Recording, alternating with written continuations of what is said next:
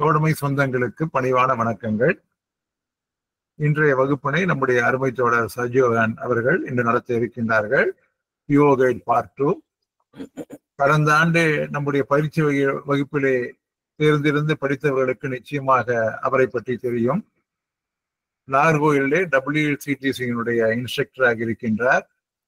கன்னியாகுமரி கோட்டத்தினுடைய அஞ்சல் 3-னுடைய கோட்ட செயலாளர். ஏற்கனவே நாம் நிறைய, அதாவது நம்முடைய பயிற்சி வகுப்பிலே பயிற்சியாளராக இருந்தவர்கள் பலர் ஐபியாக தேர்வு பெற்றதை நாம் பார்த்திருப்போம். கிருஷ்ணகுமார், வினோத்குமார், சுலைகா பிர்தோஸ், மகராஜன், இப்படி எல்லாருமே உங்களுக்கு தெரிஞ்சிருக்கும்.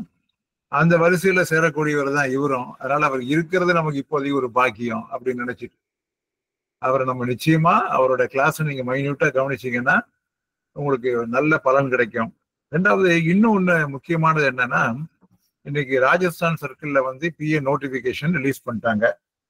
அதுபடி last date for application 2 July 2025. Admission card 14th July கொடுக்குற மாதிரி, எக்ஸாமினேஷன் 20th 7 கொடுக்குற மாதிரி. 27னா உங்க முன்னால இருக்கிறது ஹார்ட்லி நீங்க பாத்தீங்கன்னா இன்னொரு 45 நாள் தான். 45 நாளுக்குள்ளதான் நம்ம நம்முடைய போர்ஷனையும் முடிக்கணும். நீங்களும் தேர்வுக்கு தயாராகணும். ஏற்கனவே நிறைய பாடங்கள்ல வெப்சைட்ல போட்டு அதற்கான கேள்விகள் நிறைய டைரி கொடுத்துட்டே இருக்கும். நிறைய கிளாஸ் நடத்தி கிளாஸ் இல்லாம யூடியூப் வீடியோல போட்டுட்டே இருக்கும்.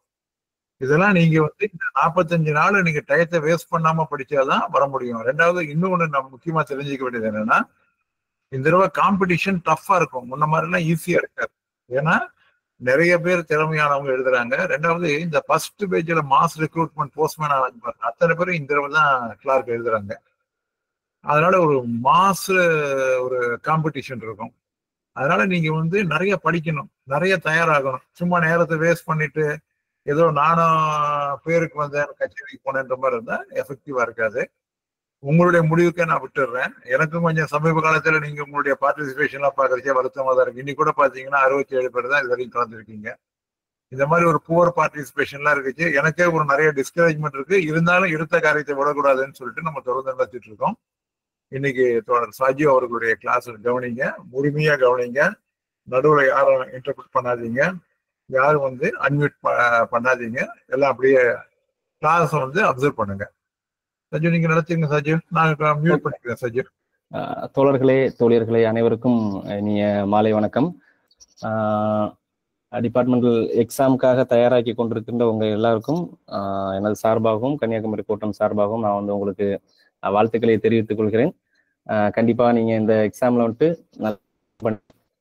நெக்ஸ்ட் லெவல் நீங்க போஸ்ட்மேன் டு பிஏ அடுத்த லெவலுக்கு நீங்க வரணும் அப்படின்ட்டு நான் உங்க எல்லாரையும் நான் வாழ்த்துறேன். ஸோ இது வரைக்கும் நிறைய லெசன்ஸ் பார்த்துருப்பீங்க.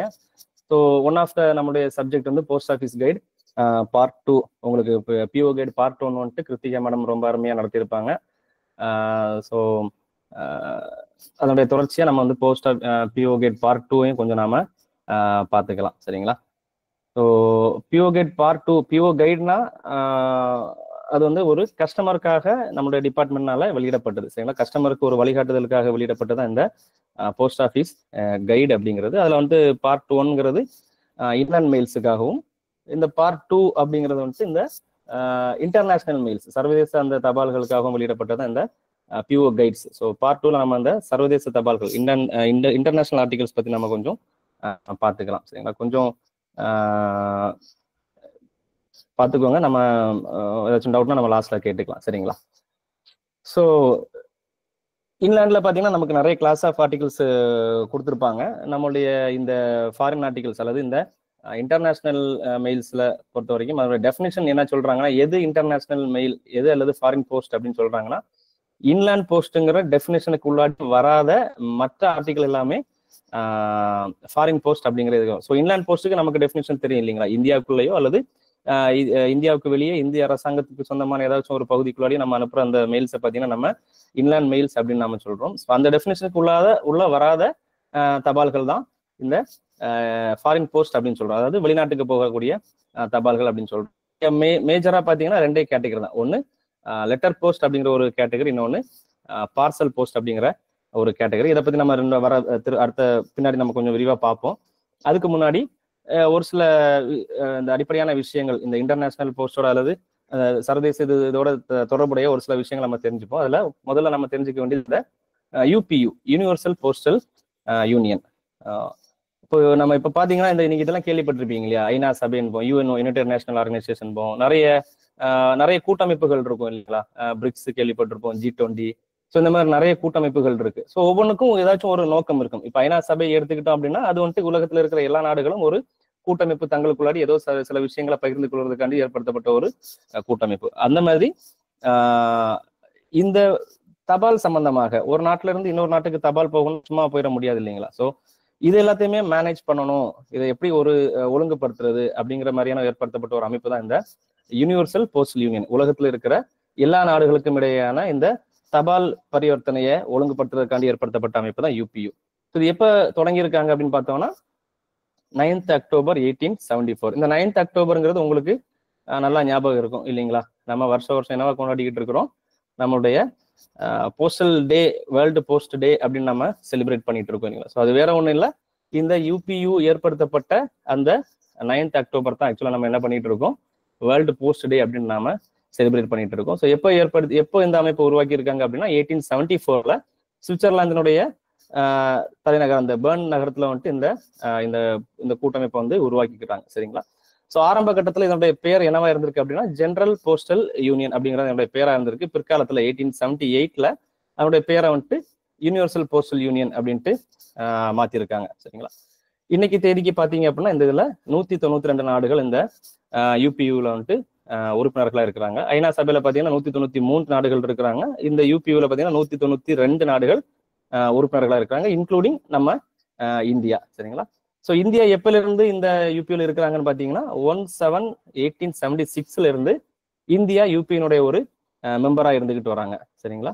ஸோ அவனுடைய முக்கியமான நோக்கம் எதுக்காக இந்த கூட்டமைப்பு ஏற்படுத்தப்பட்டது அப்படின்னா எல்லா உலக நாடுகளுக்கும் நடுவுல ஒரு சுதந்திரமான ஒரு தபால் போக்குவரத்து இருக்கணும். சரிங்களா? ஸோ ஃப்ரீடம் ஆஃப் டிரான்சிட் அப்படின்னா ஒரு நாட்டுல இருந்து இன்னொரு நாட்டுக்கு தபால் போக்குவரத்துங்கிறது வந்துட்டு சுதந்திரமா இருக்கணும் அப்படிங்கிறது, அந்த நோக்கத்துக்காகத்தான் இந்த கூட்டமைப்பை ஏற்படுத்தினது. சரிங்களா? ஸோ இங்க பாத்தீங்கன்னா இந்த கூட்டமைப்பினுடைய கன்வென்ஷன், அதாவது மாநாடு அப்படிம்பாங்க. இதுல எடுத்துக்கொண்ட அந்த தீர்மானங்கள், அதன்படி அந்த தீர்மானங்கள்லாம் பாத்தீங்கன்னா லெட்டர் போஸ்ட் சர்வீஸுக்கும் ஒரு நாட்டுல இருந்து இன்னொரு நாட்டுக்கு போற தபால்கள் வந்துட்டு இந்த கூட்டமைப்புல இருக்கிற எல்லா நாடுகளுக்கும் சுதந்திரமா ஒரு நாட்டுல இருந்து இன்னொரு நாட்டுக்கு லெட்டர் போஸ்ட்ங்கிறது தாராளமா போயிட்டு வரலாம். சரிங்களா? அனுப்பிச்சிக்கலாம், அவங்க ரிசீவ் பண்ணிக்கலாம். அதே மாதிரி இந்த தீர்மானத்துல ஒண்ணு, ஒரு நாடு இன்னொரு நாட்டுக்கு என்ன அனுப்பிச்சிக்கலாம், இது வந்து சாதாரண லெட்டர் அனுப்பிச்சிக்கலாம், அது போக இன்சூர் லெட்டருங்கிறதும் அனுப்பிச்சிக்கலாம் தாராளமா. அந்த உறுப்பினர் நாடுகள், ஒரு உறுப்பினர் நாடு இன்னொரு உறுப்பினர் நாட்டுக்கு அனுப்பிச்சிக்கலாம் அப்படிங்கிறதா. சில நாடுகள் பாத்தீங்கன்னா இந்த இன்சூர்ட் ஆர்டிகிளை வந்துட்டு அட்மிட் பண்ணிக்கிறது கிடையாது. ஸோ இப்ப நமக்கு பாத்தீங்க அப்படின்னா நம்ம இன்லாண்ட்ல பாத்தீங்கன்னா நம்ம இன்சூர் பண்ணி அனுப்புறோம் இல்லைங்களா, ஒரு பொருள் சேதமடைஞ்சிடக்கூடாது அப்படிங்கிறதுக்காக நம்ம ஒரு ஆஃபீஸ்ல இருந்து இன்னொரு ஆஃபீஸுக்கு இன்சூர் பண்ணி அனுப்புறோம். ஸோ இந்தியாவுக்குள்ளாடி பிரச்சனை இல்லை. இந்தியாவை தாண்டி வெளிநாட்டுக்கு போறப்போ இன்சூர் பண்ணி அனுப்பலாமா அப்படின்னு கேட்டா அனுப்பலாம். ஆனா என்ன அப்படின்னா எல்லா நாட்டுக்கும் வந்து அந்த அப்படிங்கிறது கிடையாது. எல்லா நாடுகளுமே அந்த இன்சூர்டு சர்வீஸை ஒத்துப்பாங்களாங்கிறது கிடையாது. சில நாடுகள் ஒத்துப்பாங்க, சில நாடுகள் ஒத்துக்க மாட்டாங்க. ஸோ அப்போ இங்க என்ன நடக்கும் அப்படின்னா நாம இன்சூர் பண்ணி அனுப்புறோம்னா இந்தியாவுக்குள்ளாடி இருக்கிற வரைக்கும் அந்த இன்சூரன்ஸ்ங்கிறது அப்ளிகபிள் ஆகும். ஸோ நம்ம இந்தியாவை தாண்டி வேற நாட்டுக்கு போயிடுச்சுன்னா அந்த நாடு இன்சூரன்ஸ் சேவையை வச்சிருக்கிற நாடு அப்படின்னா கண்டிப்பா இன்சூர்ட் ஆர்டிகிளாவே அந்த ஆர்டிகிளை ட்ரீட் பண்ணும். இல்ல அந்த நாட்டுல வந்து இன்சூர்ட் ஆர்டிகல் நாங்க அக்செப்ட் பண்ணிக்க மாட்டோம், எங்க நாட்டுல வந்து இன்சூர்ட் ஆர்டிகல் எல்லாம் கிடையாது அப்படின்ட்டாங்கன்னா அது வந்து சாதாரண அன்இன்சூர்ட் ஆர்டிகிளா போகும். இந்தியாவுக்குள்ளாடி இன்சூரன்ஸ் கவர் ஆகும், அந்த நாட்டுக்கு போறப்போ இன்சூரன்ஸ் கவர் ஆகாது. சரிங்களா? ஸோ இது வந்து ஒரு ஒப்பந்தம், இந்த கன்வென்ஷன்ல இந்த மாநாட்டில் ஏற்படுத்தப்பட்ட ஒப்பந்தம். சரிங்களா? அது மாதிரி பார்சல் போஸ்ட், ஒரு நாட்டுல இருந்து இன்னொரு நாட்டுக்கு பார்சல் அனுப்பணும் அப்படின்னா அந்த யூபியூலயே வந்து பார்சல் போஸ்ட் அக்ரிமெண்ட் அப்படின்ட்டு அது ஒரு ஒப்பந்தம் வச்சிருக்காங்க. இந்த ஒப்பந்தத்துல எந்த நாடுகள் எல்லாம் கையெழுத்து போட்டிருக்காங்களோ அந்த நாடுகள் வந்துட்டு ஒரு நாட்டுல இருந்து இன்னொரு நாட்டுக்கு சுதந்திரமா என்ன பண்ணிக்கலாம், பார்சல் அமைச்சிக்கலாம்.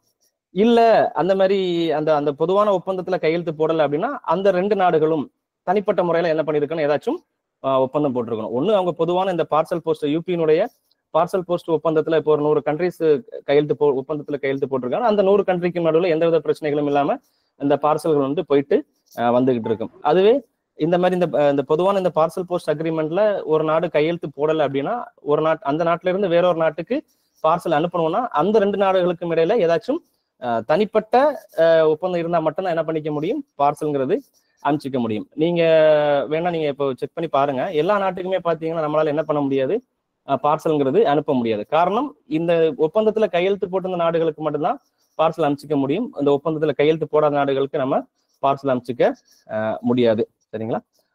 இது போக வேற என்ன அனுப்பிச்சிக்கலாம் இன்டர்நேஷனலா 2 நாடுகளுக்கு இடையில வேற என்ன அனுப்பிக்கலாம் அப்படின்னு பாத்தீங்கன்னா, மணி ஆர்டர். நம்ம IFS மணி ஆர்டர்லாம் கேள்விப்பட்டிருப்போம் இல்லைங்களா? ஸோ அந்த மாதிரி ஒரு நாட்டுல இருந்து இன்னொரு நாட்டுக்கு மணி ஆர்டராகவோ அல்லது போஸ்டல் ஆர்டராகவோ அல்லது இந்த கேஷ் ஆன் டெலிவரியான ஆர்டிகல், வெளிநாட்டுல இருந்து இங்க வந்து கேஷ், இப்போ நம்ம உள்நாட்டுக்குள்ள நம்ம வழக்கமா கேஷ் ஆன் டெலிவரி ஆர்டிகலா நம்ம டெலிவரி பண்ணிட்டு இருக்கோம் இல்லைங்களா?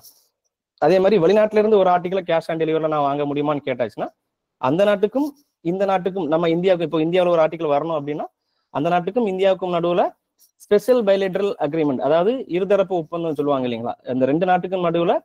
ஸோ இது பொதுவான ஒப்பந்தத்துல வராது. இந்த மாதிரி இந்த மணி ஆர்டரோ பார்சல் போஸ்டோ சரி போஸ்டல் ஆர்டரோ அல்லது COD அனுப்பணும்னா இது பொதுவான ஒப்பந்தத்துல கீழே வராது.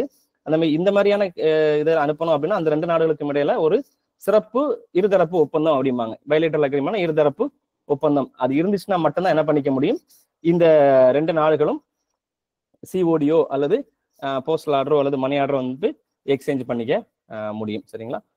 அப்புறம் வெப்சைட் கொடுத்துருக்காங்க. நீங்க உங்களுக்கு ஃப்ரீ டைம் இருந்துச்சு அப்படின்னா ஜஸ்ட் போய் பாருங்க என்ன இருக்கு அந்த UPUல. நம்ம அடிக்கடி கேள்விப்பட்டிருப்போம் இல்லைங்களா, UPUன்னு கேள்விப்பட்டிருப்போம். ஜஸ்ட் போய் பாருங்க. சரிங்களா? இந்த வெப்சைட்ல www.upu.int அப்படிங்கிற வெப்சைட் ஜஸ்ட் போய் பாருங்க என்ன அதுல கொடுத்துருக்காங்கிறத ஜஸ்ட் பார்த்து தெரிஞ்சு வச்சுக்கோங்க. சரிங்களா? ஸோ இன்னொரு UPUங்கிறத பார்த்துட்டோம் இல்லைங்களா, இது ஒரு அமைப்பு. இன்னொரு அமைப்பும் இருக்கு, இது நீங்க கேள்விப்பட்டிருப்பீங்க இல்லைங்களா, APPU அப்படிங்கிற ஒரு அமைப்பு. அது வேற இல்லை, Asian Pacific postal union. So UPUங்கிறது உலக நாடுகளுக்கு இடையேயான ஒரு ஒரு கூட்டமைப்புன்னு வச்சுக்கலாம்.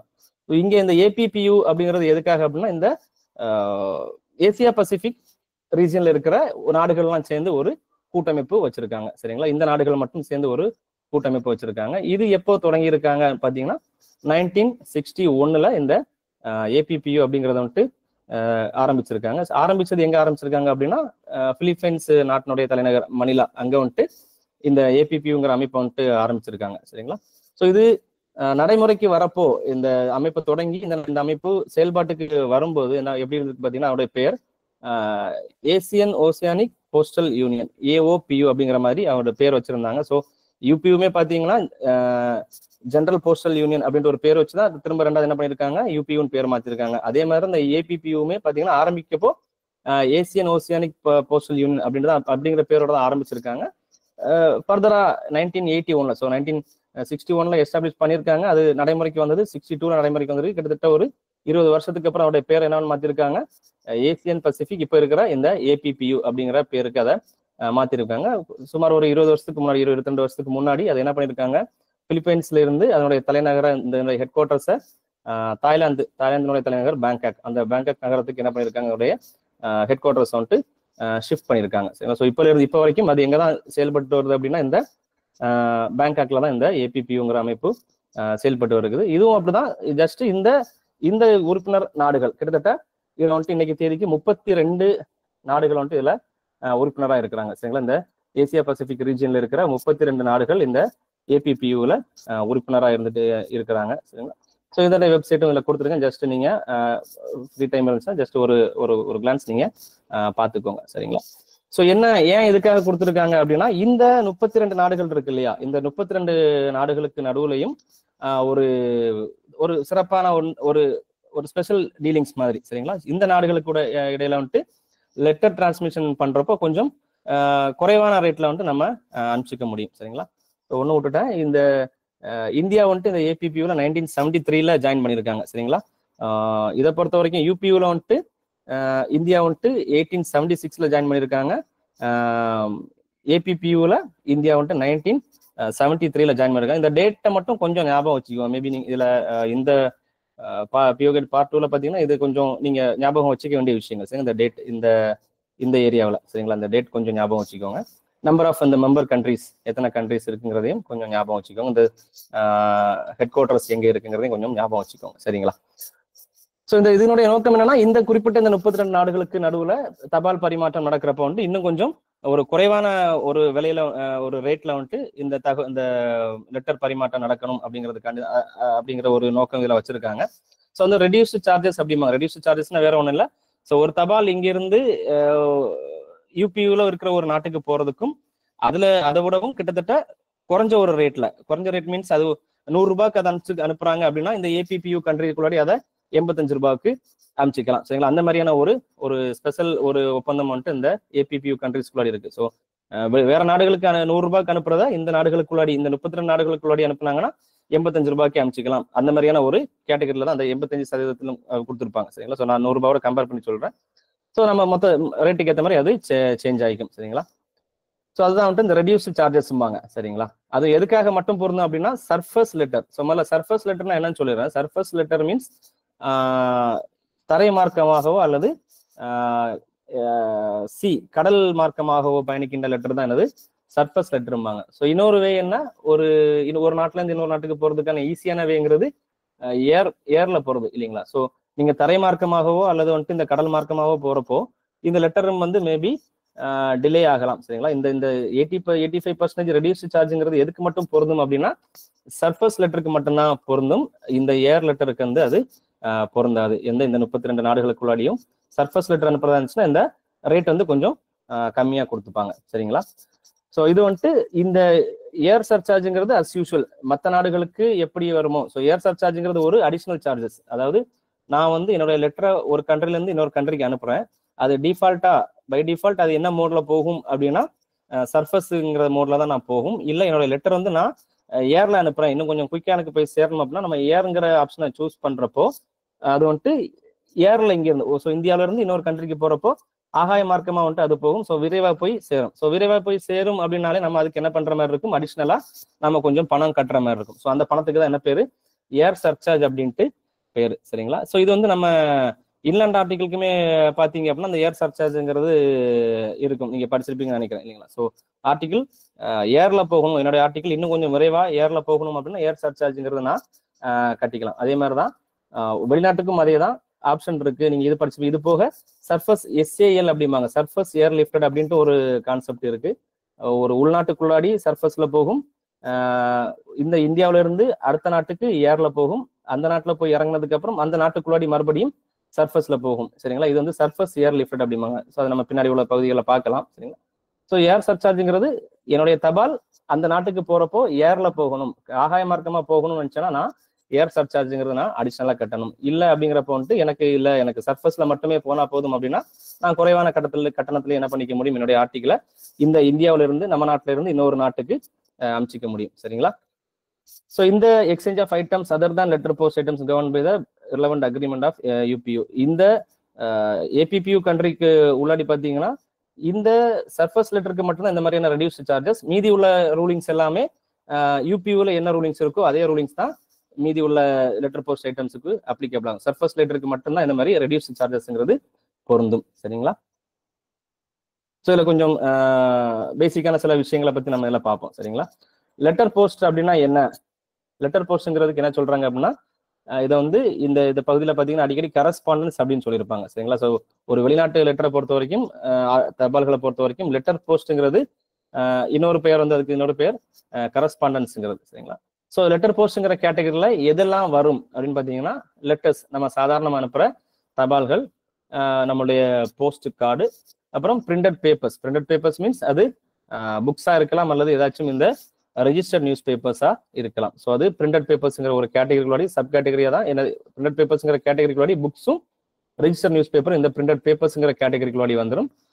ஸ்மால் பேக்கெட்ஸ் அது அப் டு 2 kg வரைக்கும் அமைச்சிக்கலாம். அப்புறம் literature of blind. So nearly இந்த ஆர்டிகல் இந்த இதெல்லாமே பார்த்தீங்கன்னா நம்ம இன்லாண்ட்ல யூஸ் பண்ற அதே மாதிரியான விஷயங்கள் தான். சரிதானே? நம்ம இன்லாண்ட்லேயே நம்ம என்ன படிச்சிருப்போம், லெட்டர்ஸ் கார்டு, இங்க லெட்டர் கார்டுங்கிறது வந்திருக்காது. ஸோ லெட்டர் கார்டு மாதிரியான ஒரு அமைப்பு தான் எதுனா ஏரோகிராம் அப்படிங்கிறது. ILC நம்ம இன்லாண்ட்ல வந்து ILC அப்படிம்போம், இன்லாண்ட் லெட்டர் கார்டு அப்படிம்போம். ஸோ ஏரோகிராம் பார்த்தீங்கன்னா கிட்டத்தட்ட அதே மாதிரி தான் ஒரு ILC மாதிரியான ஒரு அமைப்பு தான் இந்த ஏரோகிராம்ங்கிறது. சரிங்களா?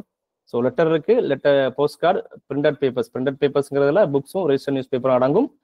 ப்ளஸ் வந்துட்டு ஸ்மால் பேக்கெட்ஸ், சின்ன ஒரு மேக்ஸிமம் 2 kg வரைக்கும் அதை அமைச்சிக்கலாம். அப்புறம் பிளைண்ட் லிட்ரேச்சர் நம்ம இதுல இன்லைன் லெட்டர்ஸ்ல படிச்சிருப்போம் இல்லைங்களா, சேம் அதே கேட்டகரி தான் சரிங்களா. ஒரு பிளைண்ட் டு பிளைண்ட் அல்லது ஒரு blind institution to another blind institution அந்த மாதிரி அமைச்சுக்கிற விஷயங்கள் தான் இந்த பிளைண்ட் லிட்ரேச்சர் அப்படிங்கிறது. ஏரோகிராம்ங்கிறது நியர்லி ஈக்குவல் டு நம்ம லெட்டர் ஐஎல்சி மாதிரியான ஒரு விஷயம் தான் அந்த ஏரோகிராம்ங்கிறது சரிங்களா. ஸோ இது ஏரோகிராம்ங்கிறது வந்து ஒரு தனி கிளாஸ் கிடையாது, பட் எனிவே அது வந்துட்டு லெட்டர் போஸ்ட்ங்கிற ஒரு கேட்டகரியோட தான் அதை சேர்த்திருப்பாங்க. தனியா ஏரோகிராம்ங்கிறதுக்கு வந்துட்டு தனியா வேற எந்த டெஃபினிஷன்ஸும் எதுவுமே இதுல கிடையாது சரிங்களா.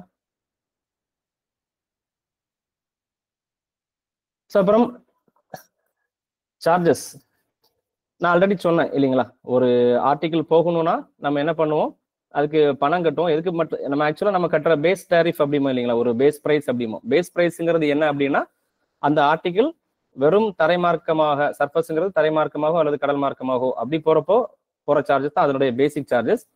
அடிஷ்னலா நான் வந்துட்டு ஏர் மெயில அனுப்புறேன் அப்படின்னா நான் என்ன கட்டிக்கிற மாதிரி இருக்கும், அடிஷ்னலா ஏர் சர்சார்ஜுங்கிறத நான் கட்டுற மாதிரியா இருக்கும்.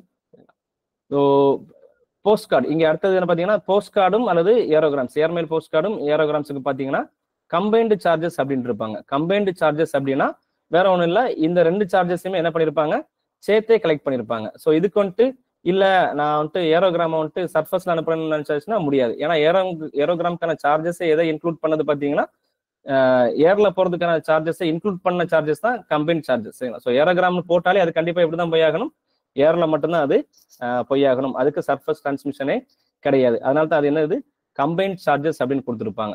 ஸோ சாதாரண ஒரு லெட்டருக்கு பேசிக் டேரிஃப்ங்கிறது இந்த சர்ஃபஸ் சார்ஜஸ், அதோட சேர்த்து இன் அடிஷன் டு தட் நம்ம இந்த ஏர் சர்சார்ஜுங்கிறத பே பண்ணுவோம். பட் இந்த ஏர்மெயில் போஸ்ட் கார்டுக்கோ அல்லது ஏரோகிராமுக்கோ தனித்தனியாக பிரிச்சு போட மாட்டோம், ரெண்டையுமே சேர்த்து கம்பைன்டு சார்ஜஸ் அப்படின்ட்டு போட்டுப்போம் சரிங்களா. ஏன்னா அது வந்து ஏர் சர்சார்ஜும் சேர்ந்தே வரும். அது கண்டிப்பா எப்படிதான் போய் ஆகணும் அப்படின்னா ஏர்ல மட்டும்தான் அது போய் ஆகணும் சரிங்களா. ஸோ அடுத்ததா அதனுடைய சார்ஜஸ் சர்ஃபஸ்ல அனுப்புறீங்க ஒரு ஆர்டிகிளுடைய சார்ஜஸ் என்ன வரும் பாத்தீங்கன்னா, நீங்க இந்தியா போஸ்டுடைய வெப்சைட்ல போய் பாத்தீங்கன்னா உங்களுக்கு தெரியும் சார்ஜஸ் எப்படி போட்டிருப்பாங்க அப்படின்ட்டு. ஸோ நீங்க பார்த்துருப்பீங்கன்னு நினைக்கிறேன். இந்த ஸ்கிரீன் தெரியுதுங்களா, இந்தியா போஸ்ட் வெப்சைட் ஸ்கிரீன் தெரியுதுங்களா? ஹலோ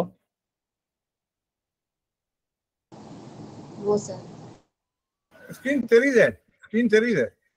இந்த India post website screen India website தெரியல சார். போஸ்ட்ல இல்ல, ரேட் ஆஃப் போஸ்டேஜ் இருக்குல்ல, கிளாஸ் 7 அதான் இருக்கு. Okay. So India post website ஸ்கிரீன்ல நம்ம போய் பார்த்தோம் அப்படின்னா அதுல வந்து தெளிவா போட்டிருப்பாங்க. நீங்க அது ரெண்டா பிரிச்சு போட்டிருப்பாங்க. சார்ஜஸ் வந்து பாத்தீங்கன்னா யூஎஸ்ஏக்கு ஒரு சார்ஜஸ் போட்டிருப்பாங்க, அதர் தேன் யூஎஸ்ஏக்கு வந்துட்டு இன்னொரு சார்ஜஸ் அப்படிங்கிற மாதிரி போட்டிருப்பாங்க சரிங்களா. ஸோ சர்ஃபஸ் போஸ்டேஜுங்கிறது முழுக்க உலகத்துல இருக்கிற எல்லா நாடுகளுக்கும் ஒரே சார்ஜஸ் தான், எக்ஸப்ட் யூஎஸ்ஏக்கு மட்டும் கொஞ்சம் அதிகமா இருக்கும், மற்ற நாடுகளுக்கு பார்த்தீங்க அப்படின்னா கொஞ்சம் கம்மியா இருக்கும் சரிங்களா. ஸோ இந்தியா பொறுத்த வரைக்கும் சில நியர்பை கண்ட்ரிஸ் எக்ஸாம்பிள் வந்துட்டு நேபாள், பூட்டான் அண்ட் பங்களாதேஷ், இதுக்கு பார்த்தீங்க அப்படின்னா இன்லேண்ட் ரேட்டே வந்துட்டு கொடுத்துருப்பாங்க சரிங்களா. ஸோ மற்ற நாடுகளுக்குனா ஒரு ரேட்டு, யூஎஸ்க்கு ஒரு ரேட்டு, இந்த நியர்பை கண்ட்ரிஸுக்கு நேபாள், பூட்டான், பங்களாதேஷ் பார்த்தீங்கன்னா அதுக்கு ஒரு ரேட்டு இருக்கும் சரிங்களா. ஸோ அது வந்துட்டு நம்மளுடைய அனெக்சர்ல வந்து கொடுத்துருப்பாங்க, நம்ம அதை அப்புறமா பார்க்கலாம். ஸோ அப்புறம் வந்துட்டு ஏர் சர்சார்ஜுங்கிறது வந்துட்டு ஸோ ஒரு பேசிக் டேரிஃப்ங்கிறது எல்லா நாடுகளுக்கும் ஒன்று தான். ஆனால் ஏர் சர்சார்ஜுங்கிறது மாறும் சரிங்களா. நீங்கள் உங்களுக்கு வாய்ப்பு இருந்துச்சுன்னா அந்த இந்தியா போஸ்ட் வெப்சைட்ல நீங்க போனீங்க அப்படின்னா மெயில்ஸ்ன்ட்டு ஒரு கேட்டகரி இருக்கும் சரிங்களா. மெயில்ஸ்ன்ட்டு ஒரு கேட்டகரி இருக்கும், அதுல டொமஸ்டிக்னு ஒன்று இருக்கும், இன்டர்நேஷனல்னு ஒன்று இருக்கும். அந்த இன்டர்நேஷனலை கிளிக் பண்ணி பார்த்தீங்க அப்படின்னா லெட்டர், ஜஸ்ட் ஃபர்ஸ்ட் நீங்க லெட்டரை பார்த்தீங்கன்னாலே இப்போ நான் சொல்ற இந்த விஷயங்கள் வந்து உங்களுக்கு தெளிவா வந்துட்டு வரும்.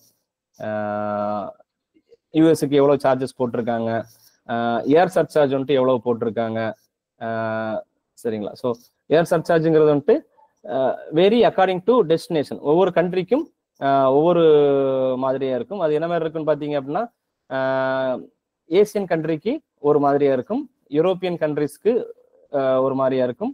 மீன்ஸ் ஏசியன் கண்ட்ரிக்கு 4 ரூபாய், யூரோப்பியன் கண்ட்ரிஸுக்கு 5 ரூபாய், ஆப்பிரிக்கன் கண்ட்ரிஸுக்கு 5 ரூபாய், நார்த் அமெரிக்கா பார்த்தீங்க, நார்த் அமெரிக்கா அண்ட் ஆஸ்திரேலியாவுக்கு 8 ரூபாய், சவுத் அமெரிக்கா பார்த்தீங்கன்னா 10 ரூபாய். இந்த மாதிரி அதுக்கேற்ற மாதிரி இந்த ஏர் சர்சார்ஜுங்கிறது மாறும். ஸோ சர்ஃபஸ் போஸ்டேஜ் சார்ஜுங்கிறது பேசிக் டேரிஃப், நான் ஏர் சர்சார்ஜுங்கிறது என்னுடைய தபால் நான் ஏர்ல விமானத்துல அனுப்புறதுக்காண்டி நான் பே பண்ற அமௌண்ட். இந்த சர்ஃபேஸ் போஸ்டேஜ் சார்ஜஸ் அமெரிக்கா தவிர்த்து மீதி எல்லா நாடுகளுக்கும் ஒரே மாதிரியா இருக்கும். நம்ம நாட்டுக்கு பக்கத்து நாடுகளுக்கு குறைவா இருக்கும், மற்ற நாடுகளுக்கு ஒரே மாதிரியா இருக்கும், அமெரிக்காவுக்கு மட்டும் வேற மாதிரியா இருக்கும்.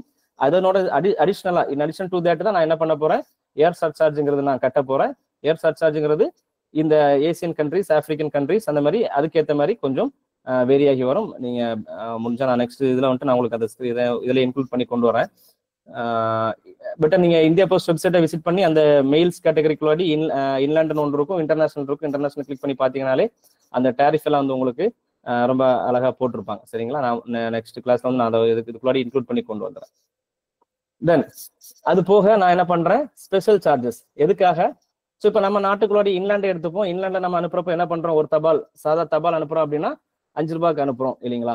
நான் அது கூட நான் ஏதாச்சும் ஒரு அடிஷ்னல் சர்வீஸ் பெற விரும்புறேன். என்னுடைய தபாலை வந்துட்டு நான் ரெஜிஸ்டர் பண்ணி அனுப்பணும் அப்படின்னா இங்க நம்ம வந்துட்டு அதுக்கு ரெஜிஸ்ட்ரேஷன் ஃபீஸுங்கிறது நம்ம கட்டுவோம் இல்லைங்களா? ஸோ 17 ரூபாய் நம்ம அதுக்கு ரெஜிஸ்ட்ரேஷன் ஃபீஸ் நம்ம கட்டுறோம் இல்லைங்களா? அதே மாதிரி வெளிநாட்டுக்கு நான் அன்ரெஜிஸ்டர்டா ஒரு ஆர்டிகல் அனுப்பிச்சேன்னா நான் அதுக்கு சர்ஃபேஸ் போஸ்டேஜ் சார்ஜ் கட்டணும். நான் என்னுடைய தபால் ஏர்ல போகணும்னு நினைச்சேன்னா அடிஷ்னலா ஏர் சர்சார்ஜ் நான் கட்டணும்.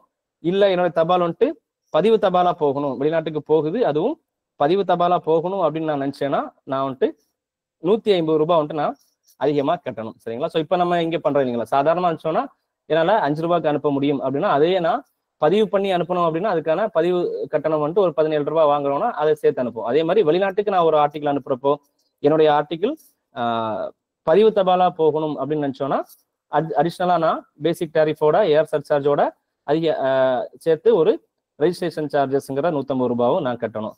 இன்லாண்ட்ல இருக்கிற மாதிரியே இன்லாண்ட்ல இப்போ என்ன பண்றோம், எனக்கு இன்னும் அடிஷ்னலா எனக்கு என்ன வேணும், அவங்க போய் கிடைச்சதுக்கான ப்ரூஃப் நான் ரிசீவ் பண்ணணும். அதுக்காக நான் என்ன யூஸ் பண்றேன், அக்னாலஜ்மெண்ட் அப்படிங்கிற ஒரு கார்டு நம்ம யூஸ் பண்ணோம் இல்லைங்களா? ஸோ அதுக்கு நம்ம என்ன பண்றோம், ஒரு 3 ரூபாங்கிறத நாம கூட கட்டிக்கிட்டு இருக்கோம். ஸோ அதே மாதிரி வெளிநாட்டுக்கு நான் அனுப்புற ஒரு ஆர்டிக்கிளுக்கும் நான் என்ன அனுப்ப விரும்புறேன், ஒரு அக்னாலஜ்மெண்ட் கார்டு அப்படிங்கிறத நான் வந்து அனுப்ப விரும்புறேன் அப்படின்னா அது கொஞ்சம் வித்தியாசமா இருக்கு. நீங்க மேபி பார்த்துருக்கலாம். அது வந்து அட்வைஸ் ஆஃப் டெலிவரி அப்படிங்கிற மாதிரி இருக்கும். ஒரு ரெட் கலர்ல கொடுத்துருப்பாங்க பழைய வெளிநாட்டுக்கு போறதுக்கான அக்னாலஜ்மெண்ட் கார்டு. ஸோ அந்த அக்னாலஜ்மெண்ட் கார்டு வெளிநாட்டுக்குரிய தபாலுக்கு அடிஷ்னலா நான் வந்துட்டு அக்னாலஜ்மெண்ட் கார்டு வச்சு அனுப்புறேன் அப்படின்னா அதுக்கு நான் அதிகப்படியாக என்ன கட்ட வேண்டியிருக்கு அப்படின்னா ஒரு 20 ரூபாய் அதிகமாக கட்ட வேண்டியிருக்கு. இன்லாண்ட்லாம் நான் வெறும் 3 ரூபாய் கட்டினா போதும். பட் அதுவே வெளிநாட்டுக்கு அனுப்புற தபாலுக்கு நான் ஒரு அக்னாலஜ்மெண்ட் கார்டு வைக்கணும்னு நினைச்சேன்னா நான் அதிகமா 20 ரூபாய் நான் கட்ட வேண்டியிருக்கு. சரிங்களா? அதே மாதிரி இன்சூரன்ஸ் நம்மளுடைய இன்லாண்ட் ஆர்டிகிள் பார்த்தோன்னா நம்ம இன்சூரன்ஸ் ஃபெசிலிட்டி நம்ம வச்சிருக்கோம் இல்லைங்களா? ஸோ அதே மாதிரி வெளிநாட்டுக்கு போற ஆர்டிகிளுக்கும் நான் என்ன பண்ண விரும்புறேன், இன்சூர் பண்ணி அனுப்ப விரும்புறேன் அப்படின்னு நினைச்சேன்னா ஸோ ஃபர்ஸ்ட் 200 கிராமுக்கு நான் 10 ரூபாய் கட்டணும். அதுக்கப்புறம் ஒவ்வொரு 100 கிராம்ஸுக்கும் நான் 6 ரூபாய் அப்படிங்கிற மாதிரி நான் இன்சூர் பண்ணி அனுப்பணும். இந்த இன்சூரன்ஸுக்கான கண்டிஷனை நான் முதல்ல சொல்லிட்டேன். என்ன சொன்னேன், இந்தியாவுக்குள்ளாடி இன்சூரன்ஸ் அப்ளிகபிள் ஆகும், அந்த நாட்டுல இன்சூரன்ஸ் எடுத்துப்பாங்க. இன்சூரன்ஸ் ஏன்னா அந்த நாடு அவங்களுக்கான தனிப்பட்ட விதிமுறைகள் வச்சிருப்பாங்க இல்லைங்களா? ஸோ அந்த மாதிரி அந்த டெஸ்டினேஷன் கண்ட்ரி இந்த இன்சூரன்ஸ் அக்செப்ட் பண்ணிப்பாங்கன்னா இந்த ஆர்டிகிள் டெலிவரி ஆகிற வரைக்கும் ஆர்டிகிளுக்கு இன்சூரன்ஸுங்கிறது கவர் ஆகும். இல்ல டெஸ்டினேஷன் கண்ட்ரில இன்சூரன்ஸ் வந்துட்டு அவங்க அந்த கண்ட்ரி இன்சூரன்ஸ் சர்வீஸ்ங்கிறதே கிடையாது அப்படின்ட்டாங்கன்னா இந்தியாவுக்குள்ளாடி டிராவல் பண்றப்போ ஏதோ டேமேஜ் ஆகுது அப்படின்னா கண்டிப்பா என்ன கிடைச்சிடும், நமக்கு இன்சூரன்ஸ்ங்கிறது கிளைம் பண்ணிக்கலாம். பட் அந்த கண்ட்ரில அவங்க என்ன பண்றது இல்லை, இன்சூரன்ஸ் அக்செப்ட் பண்ணிக்கிறதுனால அந்த கண்ட்ரில வந்துட்டு அது வரும் ரெஜிஸ்டர்ட் ஆர்டிகிளா மட்டும்தான் அது என்ன ஆகும், அங்க அந்த கண்ட்ரிக்குள்ளே அது டிரான்ஸ்மிட் ஆகும். அது ஒவ்வொரு கண்ட்ரியை பொறுத்து மாறும். சரிங்களா? தென் இன்கேஸ் ஒரு நபர் வந்துட்டு ஒரு தபால் புக் ஒரு தபால் வந்துட்டு போட்டிருக்காங்க, ஒரு வெளிநாட்டுக்கு போறதுக்காண்டி ஒரு தபால் போட்டிருக்காங்க. சரிங்களா? So postage charges, special charges and air charges may be refunded to the centre in the event of suspension of service. So இப்போ ரீசெண்டாக பார்த்தீங்கன்னா நமக்கு ஒரு இது வந்திருக்கு இல்லைங்களா, இஸ்ரேலுக்கு வந்துட்டு தபாலை வந்துட்டு சஸ்பெண்ட் பண்ணியிருந்தாங்க. சரிங்களா? அல்ல பண்ணியிருக்காங்க, திரும்ப சஸ்பெண்ட் பண்ணுவாங்க, ரிவோக் பண்ணுவாங்க. அது அந்த சூழ்நிலைக்கு ஏற்ற மாதிரி அரசாங்கம் வந்து முடிவு எடுத்துக்கும் இல்லைங்களா? ஏதோ ஒரு போர் அந்த மாதிரியான சூழ்நிலை இருக்கிறப்ப அந்த கண்ட்ரிக்கு தபாலை வந்துட்டு சஸ்பெண்ட் பண்றோம் அப்படிம்பாங்க. இப்போ பாகிஸ்தான் கூட போறப்போ பாகிஸ்தானுக்கு தபாலை நாங்க நிப்பாட்டுறோம் அப்படிங்கிற மாதிரி சொன்னாங்க. சரிங்களா? ஸோ ஒரு நபர் புக் பண்ணிட்டாரு, இன்னைக்கு புக் பண்ணிட்டாரு ஒரு தபால். இப்போ இஸ்ரேலுக்கு எடுத்துப்போம் வச்சுக்கோங்க, இஸ்ரேல்னு எடுத்துப்போம், புக் பண்ணிட்டாங்க. நேற்றுக்கு வரைக்கும் எந்த தடையும் இல்லை இஸ்ரேலுக்கு புக் பண்றதுக்கு. ஸோ நேற்றுக்கு அவர் புக் பண்ணியிருக்கிறாரு. ஆனா இன்னைக்கு என்ன சொல்றாங்க அரசாங்கம், இஸ்ரேலுக்கு வந்துட்டு நாங்க தபால்களை தடை பண்ணியிருக்கிறோம் அப்படின்னு சொல்றாங்க. ஸோ அந்த ஒரு நபர் இஸ்ரேலுக்கு புக் பண்ணியிருக்கிறாரு இல்லையா, ஸோ அவருக்கு என்ன கொடுக்குற மாதிரி இருக்கு, நாம இந்த போஸ்டேஜ் சார்ஜ் அவர்கிட்ட நம்ம வாங்கின இந்த ஏர் சார்ஜ், ஸ்பெஷல் சார்ஜஸ் எல்லாத்தையுமே நம்ம என்ன பண்ற மாதிரி இருக்கும், திரும்ப கொடுக்குற மாதிரி இருக்கும் சரிங்களா. ஏன்னா சர்வீஸ் என்ன பண்ணிருக்கோம், நம்ம இந்தியா வந்துட்டு அந்த நாட்டுக்கு சர்வீஸை சஸ்பெண்ட் பண்ணியிருக்கோம். ஸோ அவர் புக் பண்றதுக்கு முன்னாடியே சர்வீஸ் சஸ்பெண்ட் பண்ணியிருந்தாங்க, நம்ம சொல்லியிருப்போம் இல்லைங்களா இந்த நாட்டுக்கு சர்வீஸ் இல்லை. பட் அவர் அந்த ஆர்டிகிள புக் பண்ணிட்டாங்க. புக் பண்ணதுக்கு அப்புறம் அரசாங்கம் என்ன சொல்லுது, அந்த நாட்டுக்கு நாங்கள் சர்வீஸை வந்துட்டு சஸ்பெண்ட் பண்றோம், ஏதோ ஒரு சூழ்நிலை சஸ்பெண்ட் பண்றோம் அப்படின்னா அவருக்கான நம்ம ஆர்டிகிள திரும்ப கொடுத்துருவோம். பிளஸ் அந்த அவர்கிட்ட இருந்து வாங்கின அந்த போஸ்டேஜ் எல்லாமே நாம திரும்ப கொடுத்துருவோம் சரிங்களா. மேக்கப் ஆஃப் ஆர்டிகிள் நம்ம எதுவுமே இன்லேண்ட் கிட்டத்தட்ட எல்லாமே நம்ம இன்லேண்ட்ல படிச்ச அதே விஷயங்கள் தான் எங்கேயுமே திரும்ப வரும். ஸோ ஒரு ஆர்டிகிள் நம்ம எப்படி அதை மேக்கப் பண்ணணும், எப்படி அதை தயார் செய்யணும் அப்படிங்கறத போட்டிருப்பாங்க. லெட்டர் போஸ்டை பொறுத்த வரைக்கும் ஒரு லெட்டர் அப்படின்னா should be made up securely இல்லைங்களா. ஒரு லெட்டருக்குள்ளாடி இருக்கிற விஷயங்கள் பாதுகாப்பா நம்ம ஒரு என்வலப்ல வச்சு அனுப்புறோம் வச்சுக்கோங்களேன், எல்லா பக்கத்தையும் 3 பக்கம் ஆல்ரெடி கவர் ஆயிருக்கும், நம்ம நமக்கான கண்டென்ட்டை உள்ளாடி வச்சு க்ளோஸ் பண்ணி நாம அனுப்புறோம் இல்லைங்களா. ஸோ செக்யூரா அனுப்புறோம், அதுல இருந்து எதுவும் தொலைஞ்சு போகாத அளவுக்கு செக்யூரா அனுப்புறோம். அப்புறம் packing should be adapted to the shape, nature and condition of transport. ஒரு இங்க இருந்து அந்த இன்னொரு நாட்டுக்கு போறது அளவுக்கான சேஃபாகவும் அதுக்கு அந்த அதனுடைய அளவுகள் எல்லாமே ஒரு முறையான அளவுல அது இருக்கணும் சரிங்களா. அதனுடைய வடிவம் அதனுடைய இது எல்லாமே முறையா இருக்கணும். அப்புறம் என்வலப் பாத்தீங்கன்னா என்ன சொல்றாங்க, provide with colour bar should be use. நீங்க பார்த்துருப்பீங்க பழைய ஏர்மெயில் லெட்டர்ஸ் எல்லாம் பார்த்துருப்பீங்க, அதுல எப்படி போட்டிருப்பாங்க என்வலப் இல்லைங்களா. இந்த ஏர்மெயில் என்வலப்புக்கு வந்துட்டு ஒரு கலர் பார்ஸ் வந்துட்டு அதுல போட்டிருப்பாங்க, ரெட்டு ப்ளூ அப்படிங்கிற மாதிரியான ஒரு காம்பினேஷன்ல அந்த கலர் பார்ங்கிறத போட்டு ஏர்மெயில் அப்படிங்கிற ஒரு வார்த்தையோட அது இருக்கும். அதான் வந்துட்டு கலர்டு பார்ன்னு இருப்பாங்க. இதுல அந்த என்வலப்ல ஏர்மெயில் என்வலப்ல வந்துட்டு அந்த கலர்டு பார்ஸ்ங்கிறது போட்டிருப்பாங்க. ஸோ அந்த மாதிரி இருக்கணும் ஒரு என்வலப்புங்கிறது.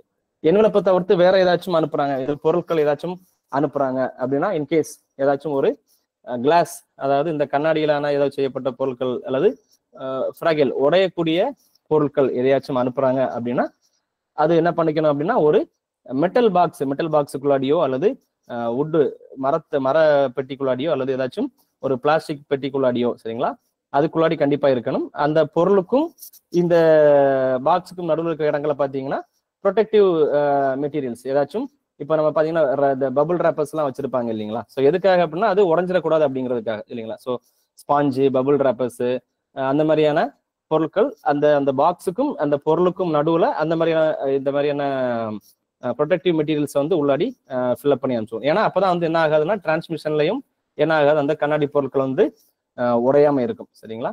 அதே மாதிரி ஏதாச்சும் லிக்யூட் நம்ம அனுப்பலாமான்னு கேட்டாச்சுன்னா அனுப்புறதுல வந்துட்டு பிரச்சனை இல்லை. பட் என்ன லிக்யூடோ அல்லது வந்துட்டு ஈஸியா வந்துட்டு இந்த மாதிரி திரவ நிலைக்கு மாறக்கூடிய பொருட்கள், சில பொருட்கள் பார்த்தீங்கன்னா இருக்கும், கொஞ்சம் வெப்பமான சூழ்நிலை பார்த்தீங்கன்னா அது வந்து உருக ஆரம்பிச்சிடும் இல்லைங்களா.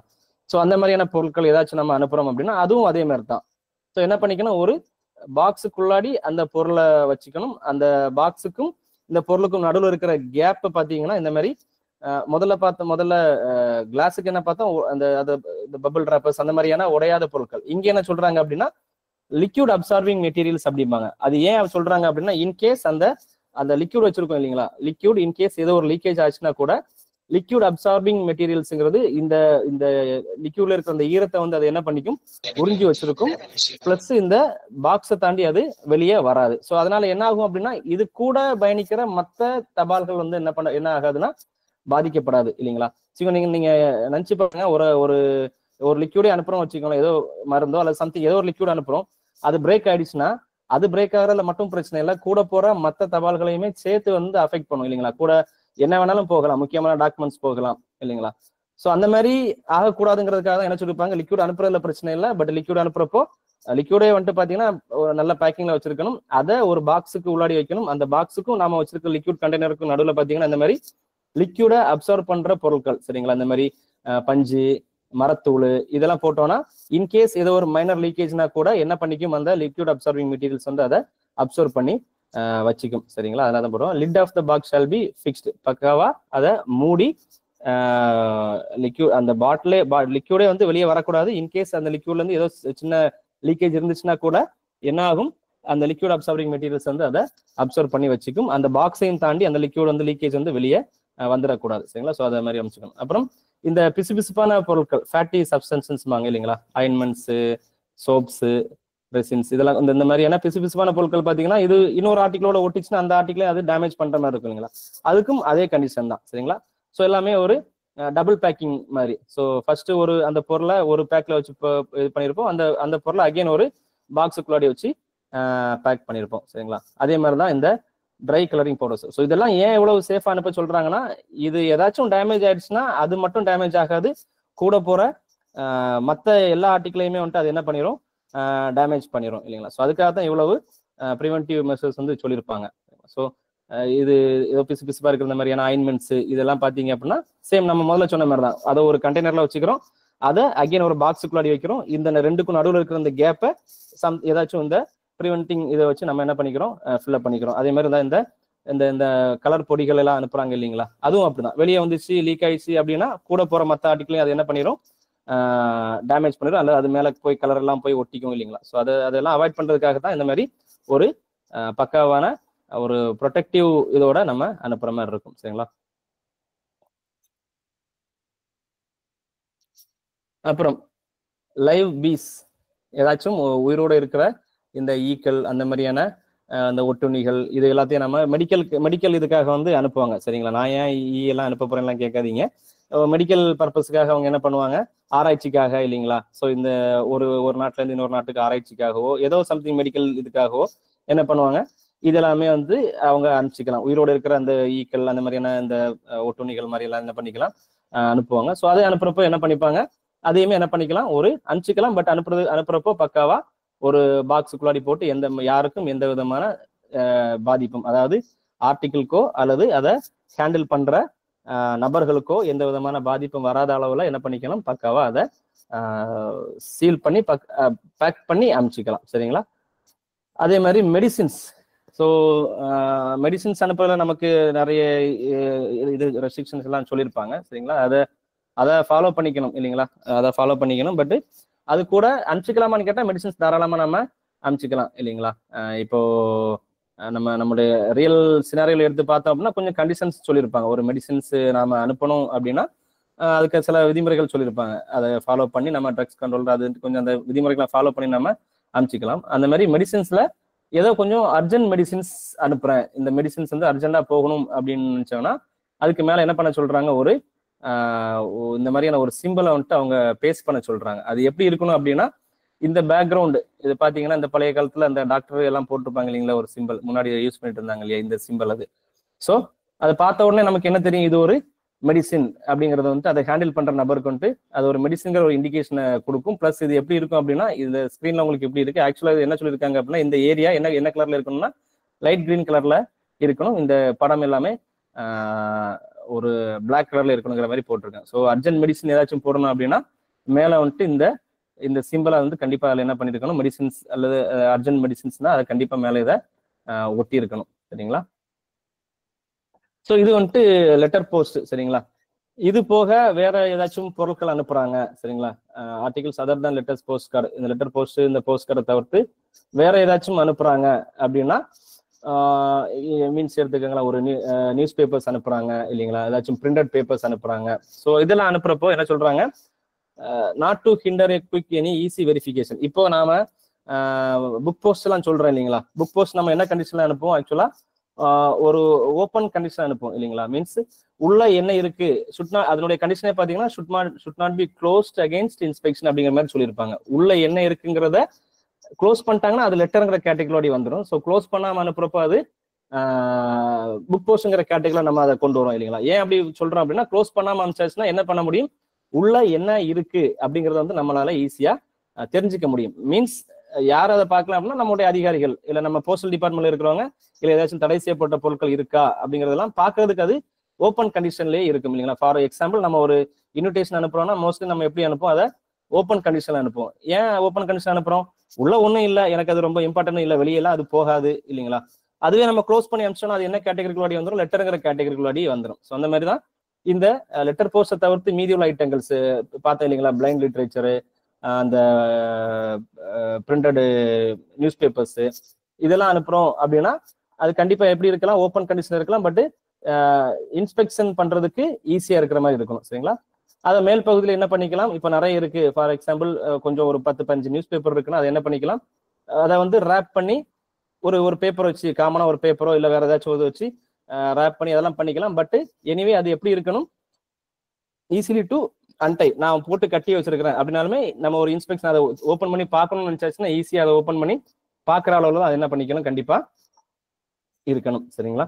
ஸோ இது போக வேற ஏதாச்சும் பொருட்கள், தட் மீன்ஸ் அவங்க ஒரு வியாபார ரீதியா வந்துட்டு சில இதெல்லாம் பண்ணுவாங்க இல்லையா, ஏற்றுமதி இதெல்லாம் பண்ணுவாங்க இல்லைங்களா? ஸோ அந்த மாதிரி பொருட்கள், ஃபார் எக்ஸாம்பிள் இப்போ வெஜிடபிள் அந்த மாதிரியான ஐட்டங்கள் அனுப்புறாங்க அப்படின்னா இதை ஓப்பன்ல அனுப்ப முடியாது. பட் எப்படிதான் அனுப்பிச்சாகணும், அதை வந்துட்டு ஒரு பேக்கிங் குள்ளாடி சீல் பண்ணி தான் அனுப்புவாங்க. ஹெர்மெட்டிக்கலி சீல்டு அப்படின்னா அது என்ன பண்ணிருங்க, ஒரு மாதிரி இந்த வேக்யூம் மாதிரியான இதை வச்சு சீல் பண்ணி அமைச்சிருப்பாங்க. சரிங்களா? ஸோ கெட்டு போகக்கூடாது, பொருட்கள் அழுகி போகக்கூடாது அப்படிங்கிறதுக்காண்டி சீல் பண்ணி அமைச்சிருப்பாங்க. ஒரு கண்டெய்னருக்குள்ளாடி சீல் அந்த மாதிரி மூடி வச்சு அமைச்சிருப்பாங்க. ஸோ அப்படி இருக்கிறப்ப அது எப்படி இருக்கணும் அப்படின்னா டிரான்ஸ்பரண்டா இருக்கணும்.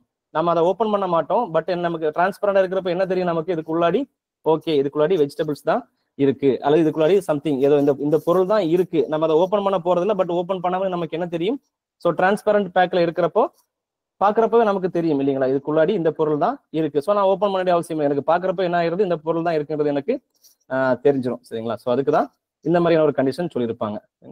ஸோ இன்ஸ்பெக்ஷன் பண்றதுக்கு ஈஸியா இருக்கணும், எனக்கு பார்த்தாலே என்ன பொருள் அதுல போகுதுங்கிறது தெரிஞ்சுக்கணுங்கிற மாதிரியே தான் இதை சொல்லியிருப்பாங்க. சரிங்களா? அப்புறம் பேனல் என்வலப் அப்படின்னு சொல்லியிருப்பாங்க. நீங்க இதை பார்த்துருப்பீங்க, பேனல் என்வலப் அப்படிங்கிறது பார்த்துருப்பீங்க. நம்ம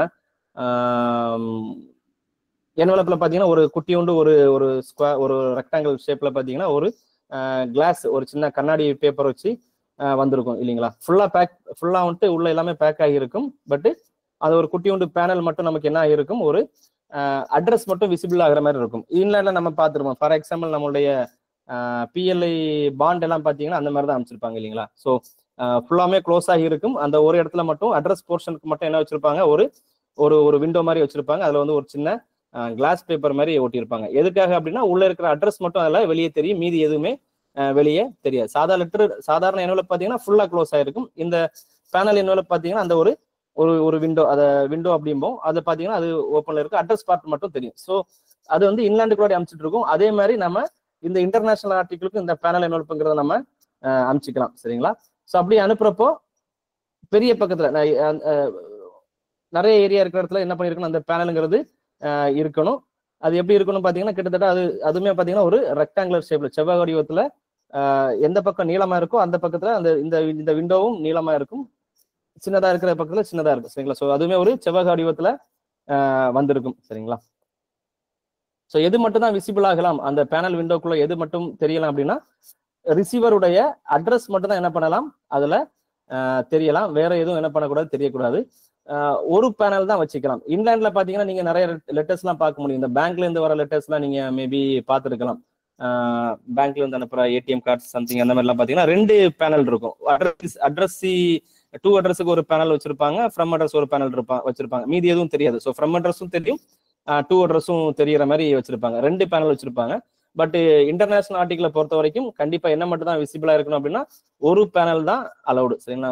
ஒரு பேனலுக்கு இன்னும் 2 பேனலுங்கிறது அலௌடு கிடையாது. இன்லாண்டுக்குள்ளாடி அந்த மாதிரி இருக்கு. பட் இன்டர்நேஷனல் ஆர்டிகிளை பொறுத்த வரைக்கும் சிங்கிள் பேனல் தான், அதுவுமே ரிசீவருடைய அட்ரஸ் மட்டும் தான் அந்த பேனல் வழியா தெரிகிற மாதிரி வச்சுக்கலாம். சரிங்களா? அப்புறம் ஓப்பன் பேனல் மீன்ஸ் இப்ப நான் சொன்னேன் இல்லைங்களா, நம்ம வழக்கமாக என்ன பண்ணிருப்போம், அதுல ஒரு கிளாசி ஒரு இது வச்சிருப்போம், ஒரு கிளாசி பேப்பர் வந்து இருக்கும். அந்த ஓப்பன்ல இருந்தாலும் அது ஒரு கிளாஸ் பேப்பர் வச்சுதான் அது கவர் பண்ணிருப்பாங்க. அந்த மாதிரி கிளாஸ் பேப்பர் இல்லாம இருக்கக்கூடாது, அதுதான் ஓப்பன் பேனல் அப்படிமோ. அந்த மாதிரி ஓப்பன் பேனல் வந்துட்டு என்ன பண்ணக்கூடாது, வெளிநாட்டுக்கு நம்ம அனுப்ப கூடாது. சரிங்களா? அது மாதிரி ஹோலி டிரான்ஸ்பரண்ட், இதுவுமே நம்ம பார்த்துக்கோம். முழுக்க என்ன பண்ணிருப்பாங்கன்னா ஒரு கண்ணாடி அந்த என்வலப்பே பார்த்தீங்கன்னா கண்ணாடி என்வலப்பா இருக்கும். அதுக்கு மேல என்ன பண்ணிருப்பாங்க, அட்ரஸை வந்துட்டு ஸ்டிக்கர் மாதிரியான இதுல எடுத்து பிரிண்ட் எடுத்து ஒட்டியிருப்பாங்க. சரிங்களா? மேபி இந்த மந்த்லி வர இந்த மேகசின்ஸ், இந்த ஸ்கூலுக்கு வர சில மேகசின்ஸ் எல்லாம் பார்த்தீங்க அப்படின்னா அந்த மாதிரி இருக்கும். என்ன பண்ணிருப்பாங்கன்னா உள்ள ஒரு புக்கு வச்சிருப்பாங்க, ஆனா அதை வந்துட்டு எப்படி கவர் பண்ணிருப்பாங்க அப்படின்னா முழுக்க டிரான்ஸ்பரண்ட் என்வலப்பா இருக்கும். உள்ள இருக்கிறது வந்து ஓரளவுக்கு நம்ம பாக்குற மாதிரியான இருக்கும்.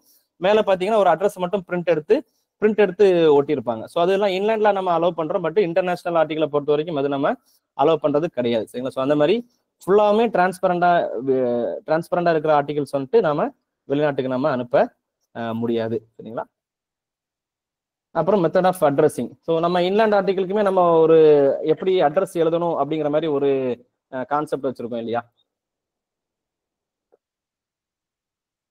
அதே மாதிரி இந்த இன்டர்நேஷனல் ஆர்டிகிளுக்கும் என்ன வச்சிருக்கோம் அப்படின்னா அட்ரஸ்ங்கிறது இப்படிதான் இருக்கணும் அப்படின்ட்டு ஒரு ஒரு ஒரு விதிமுறை நம்ம வச்சிருக்கோம். ஸோ இன்லாண்ட் ஆர்டிகிள்ல நம்ம என்ன வச்சிருப்போம், பேரு, தெரு பேரு இல்லைங்களா, பேரு, வீட்டு நம்பரு, தெரு பேரு, ஏரியா, அப்புறம் மாவட்டம், அந்த மாதிரி ஒரு ஒரு ஒரு ஃபார்மேட் வச்சிருக்கோம் இல்லையா. அதே மாதிரி தான் இந்த இன்டர்நேஷனல் ஆர்டிகிளுக்கும்.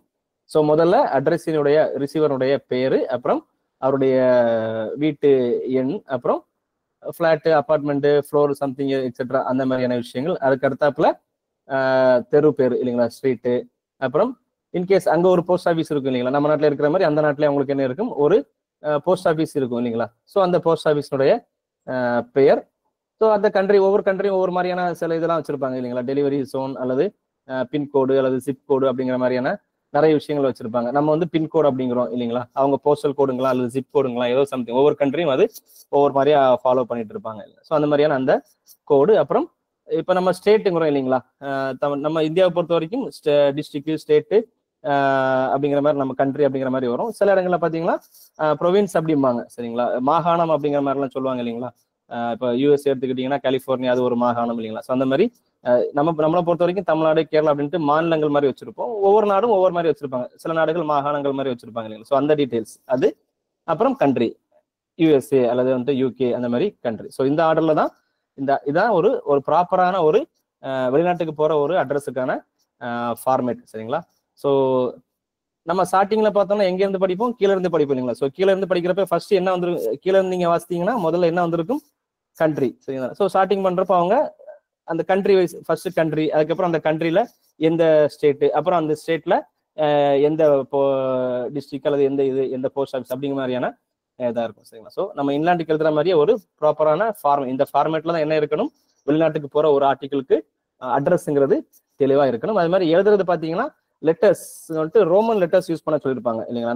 நம்ம 1 2 3 4 எழுதுவோம் இல்லைங்களா, ரோமன்ல அந்த ஐ மாதிரி போட்டு ஒன்று போடுவாங்க. ஸோ லெட்டர்ஸை பொறுத்த வரைக்கும், நம்பர்ஸை பொறுத்த வரைக்கும் எல்லா நாடுகளையும் பொதுவாக அறியப்படுகிற ஒரு ஃபார்மேட்டுங்கிறது என்னது, இந்த ரோமன் லெட்டருங்கிறது. நம்ம ரோமன் லெட்டர் 1, ரோமன் லெட்டர் 2 அப்படின்லாம் போடுவாங்க. ஸோ முடிஞ்ச அளவுக்கு நம்பர்ஸ் வந்துட்டு அந்த ரோமன் லெட்டர்ஸ்லயே போட்டுக்கணும். ஏன்னா அதான் வந்து ஒரு இன்டர்நேஷனல் ஃபார்மேட்டுங்கிறனால அந்த ரோமன் லெட்டர்ஸ்ல வந்து அதை நம்ம போட்டு அனுப்புற மாதிரி பார்த்துக்கணும் சரிங்களா.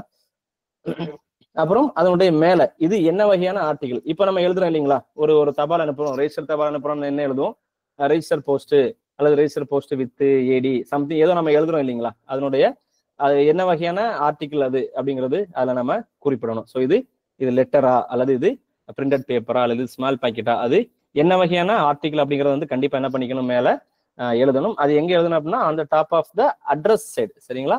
நம்ம 2 அட்ரஸ் எழுதிருப்போம், அந்த அட்ரஸ் சைடுடைய மேல் பகுதியில லெட்டர் அல்லது பிரிண்டட் பேப்பர். சரி, அது என்ன கிளாஸ்ங்கிறத வந்து கண்டிப்பா எல்லாம் நாம மென்ஷன். நம்ம இப்போ என்ன பண்ணுவோம், ஒரு கஸ்டமர் வந்தாங்கன்னா என்ன சொல்லுவோம், மேல எழுதுங்க, ரெஜிஸ்டர் போஸ்ட்னு எழுதுங்க அல்லது ஸ்பீட் போஸ்ட்னு எழுதுங்க, பார்சல்னு எழுதுங்கன்னு சொல்றீங்களா, அதுதான் சரிங்களா. சூப்பர்ஸ்கிரிப்ஷன் அப்படிமோ அதனுடைய தலைப்பு என்ன இது அப்படிங்கிறது, என்ன வகையான ஆர்டிகிள் அப்படிங்கிறத வந்து மேல எழுதிக்கணும் சரிங்களா. அப்புறம் போஸ்ட் பாக்ஸ். ஸோ இப்போ இந்தியாவை நம்ம நாட்டை பொறுத்த வரைக்கும் நம்ம என்ன பண்ணி வச்சிருப்போம், போஸ்ட் பாக்ஸ்ல நம்ம கஸ்டமருக்கு போஸ்ட் பாக்ஸ் நம்பர் போட்டு நம்ம டெலிவரி பண்ணோம் இல்லைங்களா. ஸோ ஒரு கஸ்டமருக்கு போஸ்ட் பாக்ஸ் நம்பர் போட்டு வந்துச்சுன்னா நம்ம வந்துட்டு அதை கொண்டு போய் டெலிவரி பண்றோம். நாம என்ன பண்றோம், ஒன்லி சாதா தபால்களை மட்டும் தான் நம்ம என்ன பண்றோம், போஸ்ட் பாக்ஸ் வந்து நம்ம டெலிவரி பண்ணுவோம் இல்லைங்களா. பட் இது எல்லா நாடுகளையும் அதே தான் பின்பற்றுவாங்களா அப்படின்னு கேட்டாச்சுன்னா கிடையாது. ஒவ்வொரு நாடும் அவங்கவுங்களுக்கான விதிமுறைகளை வச்சிருப்பாங்க. ஸோ இந்திய தபால் துறையுடைய விதிமுறைப்படி நம்ம என்ன பண்றது இல்லை, போஸ்ட் பாக்ஸுக்கு நம்ம எதை டெலிவரி பண்றது இல்லை, ரெஜிஸ்டர் லெட்டர் வந்துட்டு போஸ்ட் பாக்ஸுக்கு நம்ம in many countries including India உட்பட ஒரு சில மேக்ஸிமம் நாடுகள் என்ன பண்றது இல்லை, ரெஜிஸ்டர் லெட்டர்ஸ், அதாவது நம்ம இப்போ அதை தானே பண்ணிட்டு இருக்கோம் இல்லைங்களா. ஆர்டினரி லெட்டர்ஸ் நம்ம என்ன பண்ணுவோம், போஸ்ட் பாக்ஸ்ல டெலிவரி பண்ணுவோம். அதே நபருக்கு ரெஜிஸ்டர் லெட்டர் வந்துச்சுன்னா நம்ம என்ன பண்ண மாட்டோம், போஸ்ட் பாக்ஸ்ல பண்ண மாட்டோம், நேரடியாக தான் கொண்டு கொடுப்போம். பட் சில கண்ட்ரி என்ன பண்றாங்க, இன்க்ளூடிங் அது ரெஜிஸ்டர் லெட்டராகவே இருந்தாலுமே என்ன பண்ணிக்கலாம் அவங்க, அது அந்த நாட்டினுடைய விதிமுறை. ஒவ்வொரு நாடும் அதுக்கான விதிமுறைகளை வச்சிருப்பாங்க. அவங்க நாட்டு விதிமுறைப்படி ரெஜிஸ்டர் லெட்டரா இருந்தாலும் அதை போஸ்ட் பாக்ஸ்லயே டெலிவரி பண்ணலாம் அப்படின்னு அவங்க பண்ணிடுவாங்க. ஸோ அதுக்கு வந்து நம்ம என்ன பண்ண முடியாது, கேரண்டி கொடுக்க முடியாது. அது அந்த நாட்டுல என்ன விதிமுறை அதை அவங்க ஃபாலோ பண்ணுவாங்க. இந்தியாவுக்கு வந்துச்சுன்னா நம்ம கண்டிப்பா என்ன பண்ணுவோம், போஸ்ட் பாக்ஸ்ல டெலிவரி பண்ண மாட்டோம், நேரடியாக கொண்டு போய் என்னதான் பண்ணுவோம், கஸ்டமர் கிட்ட தான் நாம அதை யார் அட்ரஸ் கிட்ட தான் நாம அதை டெலிவரி பண்ணுவோம் சரிங்களா. அதுக்காக இப்போ ஒரு அட்ரஸ் இந்தியாவில் வந்து ஒருத்தர் புக் பண்றாரு சரிங்களா, Indian Post Office will not refuse to accept registered letters to a foreign country addressed to a post box number சரிங்களா.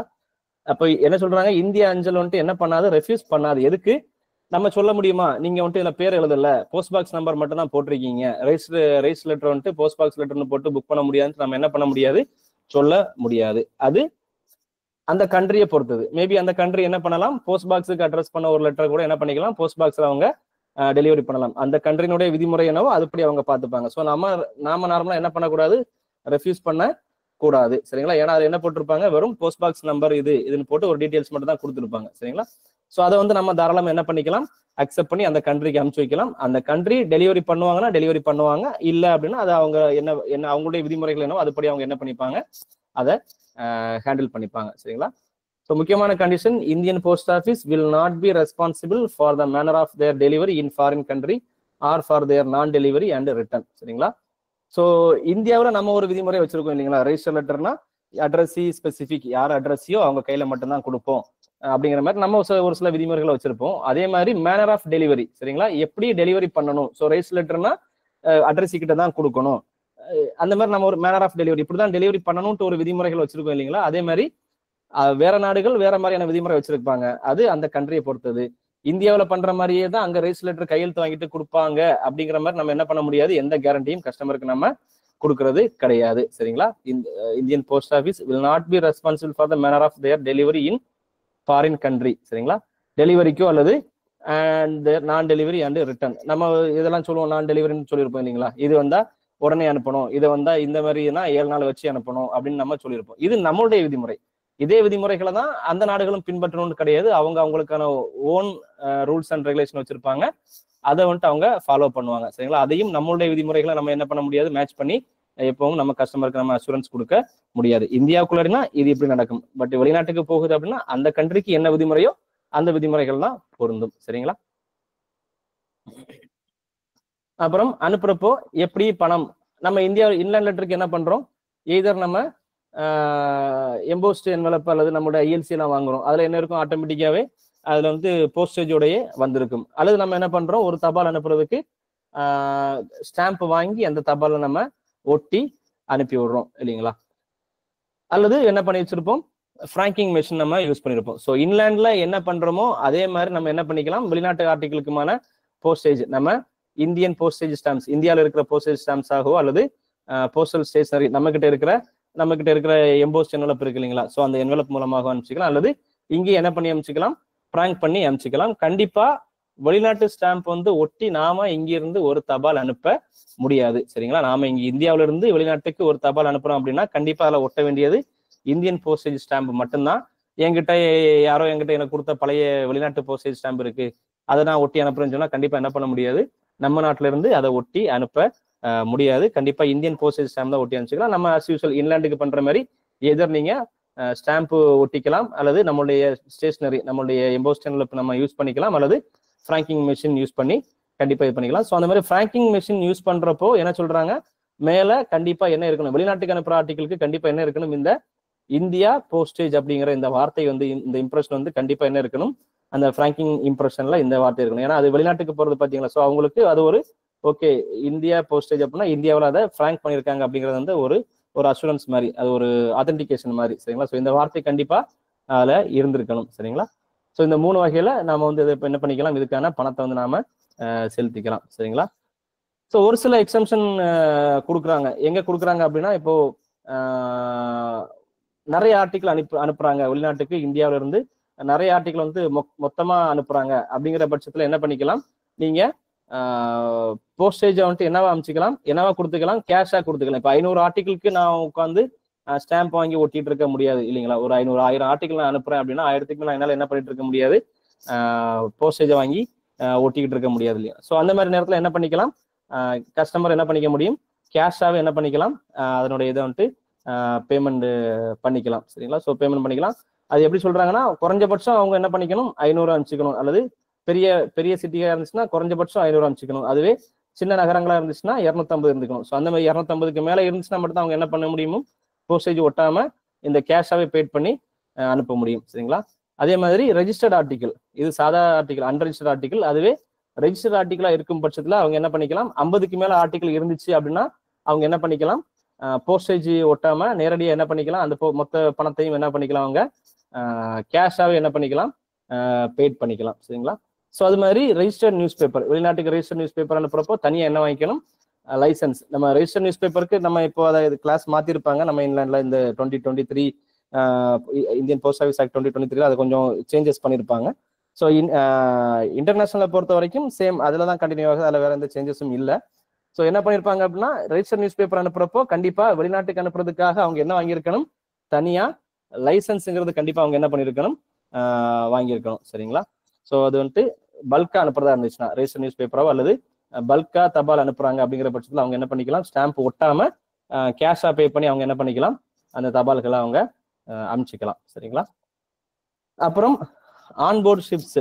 இப்போ கப்பல் இருக்கு இல்லையா, கப்பல்ல வந்து பாத்தீங்கன்னா அது ஒவ்வொரு நாடுகளா வந்து பயணிச்சு இருக்கும். ஸோ இப்போ இன்னைக்குள்ள சூழ்நிலைக்கு யாரு கப்பல்ல லெட்டர் போட போறாங்கன்னு தெரியல, பட் அது நம்மளுடைய ரூல்ல வந்து அது இருக்கு. கப்பல்ல பயணிக்கிறப்போ அவங்க நாடு நாடா பயணம் செஞ்சுட்டு இருப்பாங்க. அவங்களுடைய வீட்டுக்கு வந்து என்ன அனுப்புறது தோணி இருக்கும், அவங்களுக்கு லெட்டர் அனுப்பணும் அப்படிங்கிற மாதிரி அவங்களுக்கு தோணி இருக்கும். ஏதோ ஒரு லெட்டர் அனுப்பிச்சிருப்பாங்க இல்லைங்களா? ஸோ அந்த லெட்டர் அவங்க எங்க போஸ்ட் பண்ணிருப்பாங்க அப்படின்னா அந்த கப்பல்லே அதுக்கான வாய்ப்புகள் இருக்கும், லெட்டரை போஸ்ட் பண்றதுக்கான வாய்ப்புகள். ஸோ அந்த மாதிரி ஒரு கப்பல்ல ஆன்போர்ட் ஷிப் அதுல போஸ்ட் பண்ண ஒரு ஆர்டிகல் பாத்தீங்க அப்படின்னா அது எந்த போர்ட்டுக்கு போகுதோ அந்த துறைமுகத்துக்கு போறப்போ அந்த துறைமுகத்துல என்ன பண்ணிப்பாங்க, அந்த அந்த தபால்களை வந்து என்ன பண்ணுவாங்க, ஹேண்ட் ஓவர் பண்ணுவாங்க. ஏன்னா இப்போ இந்த ஒரு கப்பல் வருதுன்னா அது இந்தியாவும் இருக்கும், அடுத்தது இலங்கை, அப்படி வழியா வேற ஒரு நாடுக்கு போகும். ஆனா அவர் வந்தவர் வந்து இங்கிலாந்து நாட்டை சார்ந்தவர்னு வச்சுக்கோங்களேன், அவருக்கு லெட்டர் எங்க போய் சேரணும், இங்கிலாந்துக்கு போய் சேரணும் இல்லைங்களா?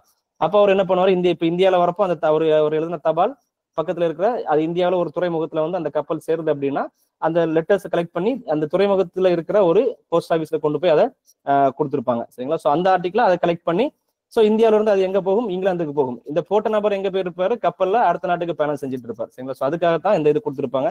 ஸோ இன்னைக்கு சினாரியோக்கு அது சூட்டபிள் ஆகுமான்னு தெரியல. ஸோ அன்னைக்கு இருந்த நிலைமைக்கு பழைய காலத்துல பாத்தீங்கன்னா கப்பல்ல தான் பயணம் செஞ்சுட்டு இருப்பாங்க. அவங்களுடைய வீட்டுக்கு ஏதாச்சும் தபால் அனுப்பணும் அப்படின்னா இந்த மாதிரியான முறைகள் தான் பின்பற்றிட்டு வந்திருப்பாங்க. சரிங்களா?